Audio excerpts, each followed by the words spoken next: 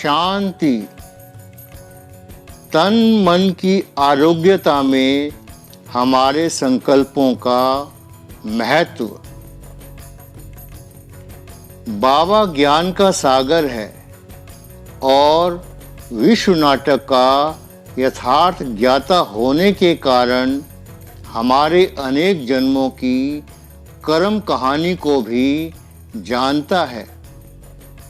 हमारी दैहिक और मानसिक व्याधियों का कारण जानते हुए हम उससे कैसे सहज मुक्त हो सकें, इसके विषय में भी बाबा ने बताया है। उस अनुसार हम पुरुषार्थ करके सहज उनसे मुक्त हो सकते हैं। यथार्थ पुरुषार्थ अर्थात कर्म योग के द्वारा शूली जैसा कर्म भोग कांटा बन जाता है। बाबा ने यह भी बताया कि अनेक जन्मों की विकर्मों के फल स्वरूप मानसिक या दैहिक व्याधियों का आना अवश्य संभावी है, क्योंकि अभी आत्मा की प्रकृति और आत्माओं के साथ के सर्व हिसाब किताब चुकता होते हैं। कर्म भोग की वेदना से होने का सहज उपचार वैद्यराज परमात्मा ने हमको बताया है, जिससे हम उसकी वेदना से मुक्त हो सकते हैं। सर्व मानसिक और दैहिक व्याधियों की वेदना से मुक्त होने का एकमात्र सफल उपचार है देह से न्यारे अपने मूल स्वरूप अर्थात आत्मिक स्वरूप में स्थित हो जाना, क्योंकि आत्मिक स्वरूप सर्व व्याधियों से मुक्त है। बहुत समय पहले से जब कर्म भोग की वेदना नहीं है, उस समय का देह से न्यारे होने का अभ्यास ही कर्म भोग के समय उसकी वेदना से राहत देता है। वेदना या कर्म भोग के समय में यह अभ्यास संभव नहीं है। वास्तविकता को देखा जाए तो व्याधि का आना और वेदना की महसूसता ही हमको उसके उपचार के लिए बाध्य करती है। जो बाध्यता अनेक आत्माओं के साथ के हिसाब किताब को चुकता करने का साधन है। सबके साथ के हिसाब किताब चुकता होने के बाद ही उसका पूर्ण निदान संभव है। अपने आत्मिक स्वरूप में स्थित हो सर्व आत्माओं के प्रति शुभ भावना शुभ कामना के वाइब्रेशन देना भी एक सफल उपचार है। हिसाब किताब चुकता करने का पुरुषार्थ है।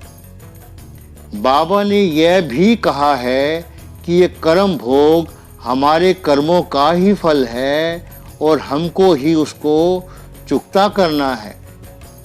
इस सत्य का ज्ञान बुद्धि में होगा तो भी कर्म भोग की वेदना कम हो जाएगी। जब दूसरों को उसका कारण समझते हैं या ऐसे ही कर्म भोग आ गया या अभिधारणा होती है तो थोड़ा कर्म भोग भी बड़ा महसूस होता है। कर्म भोग की महसूसता में कर्म भोग की स्वरूप से भी उसके प्रति हमारी मानसिक स्थिति का विशेष महत्व है। बाबा ने हमको कर्म भोग का कारण और निवारण दोनों बताए हैं। हमारे तन के आरोग्यता में, रोगों में और उनके निदान में हमारे मन के संकल्पों और हमारी स्थिति का बड़ा महत्वपूर्ण प्रभाव है। जैसे हमारे संकल्प होते हैं, उस अनुसार शरीर की ग्रंथियों से रस स्राव होते हैं, जो हमारे दैहिक स्वास्थ्य के कारण भी बनते हैं और अनेकानेक रोगों के निदान का आधार भी बनते हैं। जब मनुष्य भय, चिंता, राग, द्वेष, ईर्ष्या, घृणा, दुख, अशांति, काम वासना आदि से ग्रसित होता है तो उस समय के संकल्पों के प्रभाव से ग्रंथियों से जो रस स्राव होता है वह अनेकानेक रोगों का कारण बनता है।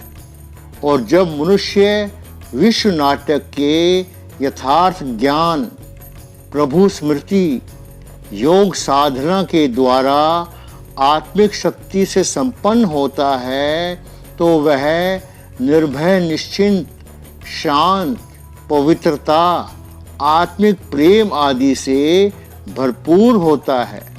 तो आत्मा को अतीन्द्रिय सुख की अनुभूति होती है और उस समय उसकी ग्रंथियों से जो रस स्राव होते हैं उससे अनेकानेक रोगों का निदान होता है। परंतु इस सत्य को भी भूलना नहीं चाहिए कि यह जीवन अनेक जन्मों के कर्मों के फल स्वरूप अस्तित्व में आया है और इस कल्प में यह अंतिम जन्म है जिसमें हमारे अनेक जन्मों में अनेक आत्माओं और प्रकृति के साथ के हिसाब किताब हैं, वे भी पूरे होने हैं और ड्रामा का पार्ट भी है तथा समय अनुसार वर्तमान वातावरण में वृत्तियों का जो संक्रमण है वह भी आत्मा को उसके कर्मानुसार प्रभावित करते हैं और देही बीमारियों का कारण बनते हैं। इसलिए किसी व्यक्ति के या उसके जीवन के रोगों आदि को देखकर भ्रमित नहीं होना है, अपने लक्ष्य से विचलित नहीं होना है, आश्चर्यचकित नहीं होना है। सत्य सदा ही सत्य है, अति आशावान भी नहीं होना है और निराशा को भी जीवन में नहीं लाना है। विश्व नाटक में देह रूपी वस्त्र बदलना अनिवार्य और स्वाभाविक क्रिया है जिसका कोई न कोई निमित्त कारण तो बनता ही है। इसलिए तमोप्रधान समय के अनुसार बीमारी अर्थात कर्म भोग तो आता ही है और आना ही है। निदान के लिए यथोचित उपचार भी करना ही है और उसको भोग कर या योग बल से चुकता भी करना है।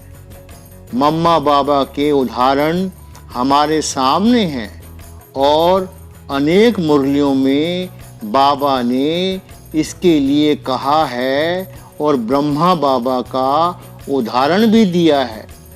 ब्रह्मा बाबा ने भी अपना अनुभव सुनाया है।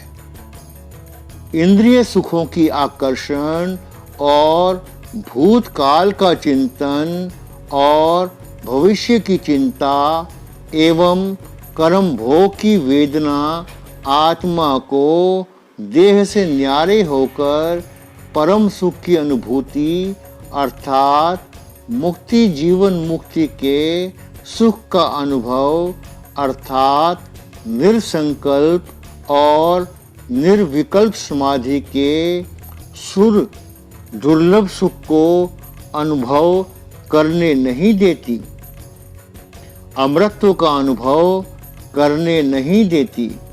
वास्तविकता ये है कि कर्म भोग आदि की दैहिक मानसिक वेदना ही आत्मा के सुख का आधार है।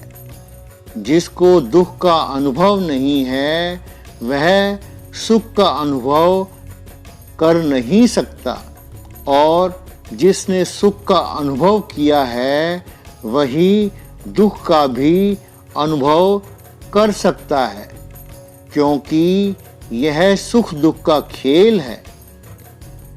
सुख दुख के अनुभव में भी जो जिस सीमा तक सुख का अनुभव करता है वह उसी सीमा तक दुख का भी अनुभव करता है।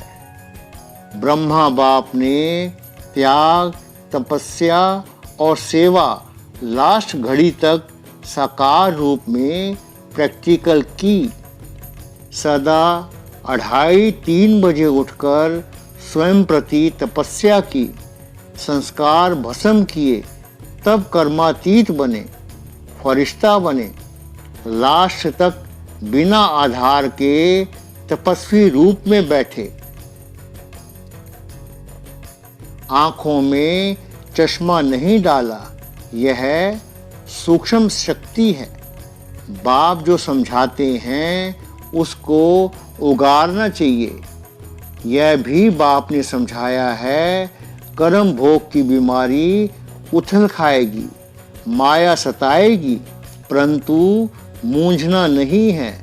बीमारी में तो मनुष्य और ही भगवान को जास्ती याद करते हैं।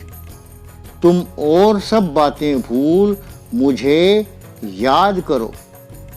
वाह वाह के गीत गाओ। ब्राह्मण जीवन अर्थात वाह वाह, हाय हाय नहीं। शारीरिक व्याधि में भी हाय हाय नहीं, वाह वाह। यह भी बोझ उतारता है। मेरा ही हिसाब है। प्राप्ति के आगे हिसाब तो कुछ भी नहीं है। कोई बीमारी व दुख आदि है तो तुम सिर्फ याद में रहो। यह हिसाब किताब अभी ही चुकतू करना है। गाया जाता है खुशी जैसी खुराक नहीं। इस समय के एक जन्म का पुरुषार्थ का फल अनेक जन्मों तक चलता है और वह अनेक जन्मों का खाता एक जन्म में खत्म होता है।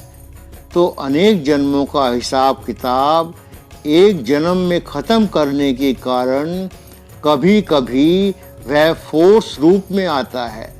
जब साक्षी होकर देखने लग पड़ते हो तो यह व्याधि बदलकर खेल रूप में हो जाती है।